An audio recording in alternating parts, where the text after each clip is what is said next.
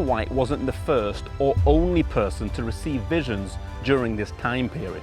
Two men also received the gift of prophecy, but each one would have vastly different experiences and outcomes in their lives and ministry. God often overlooks people that are qualified in an earthly sense and uses those whom others might not. Academic qualifications, eloquent speech, and a popular personality are all valued by society, but God looks for the person who is humble, who, if they are used, will bring honor to God. The first person worthy of our mention is William Foy.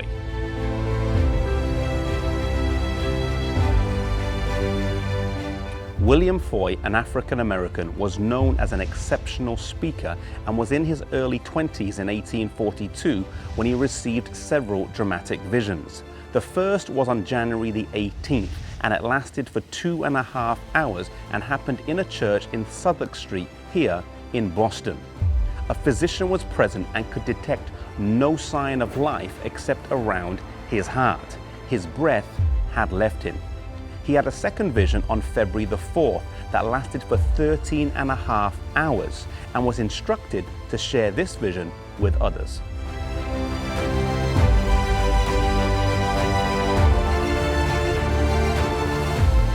William Foy was hesitant to go public due to the large amount of prejudice he would receive as an African American during this period of America's history. Yet when he received an invitation to speak in a church and share his vision, he agreed. The church gladly heard his message, and he soon got invitations over the next 3 months to speak in churches of all different denominations. William Foy served faithfully as a prophet in the pre-Great Disappointment period. He never said that his gift would extend for a long time or that he would receive more visions. The evidence seems to suggest that he'd received a specific message for a specific time and that he faithfully fulfilled this task.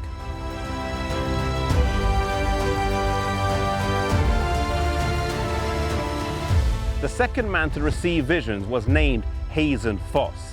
In January of 1845, he met Ellen White and told her his story. Shortly after she received her first vision, he received the exact same vision and was instructed to tell others about it, yet he didn't. Still upset after the Great Disappointment of 1844 and possibly not wanting to open himself to ridicule, he refused. The Lord came to him and told him that he would have another opportunity, yet if he still refused, the gift would be given to somebody else. Even with such a warning, he manifested a recalcitrant and rebellious attitude and did not share, and a strange feeling came over him, and he heard a voice say, "You have grieved away the Spirit of God."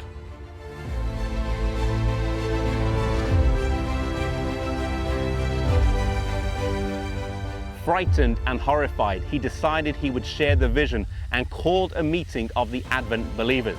He explained to those present what had happened, but when it came time to share the vision, he couldn't remember any of it, not even a single word. Those present later described it as a most horrible and sobering scene. As he spoke to Ellen White, he implored her to be faithful to the gift that God had given her and lamented himself as a lost man. He would live till his 70s and lies buried here, but in his life he would never show any more spiritual interest again.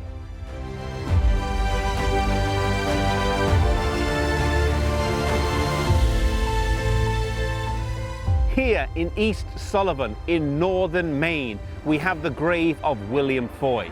And so we have the story of two men, one obedient to the call of God and one resistant to the call of God. The best time to follow God, the best time to follow His plan for our lives is always the earliest time. It is never good to delay, to debate, or to barter with God. If God is calling you to ministry, harden not your heart. Follow the Lord and share the message wherever He leads.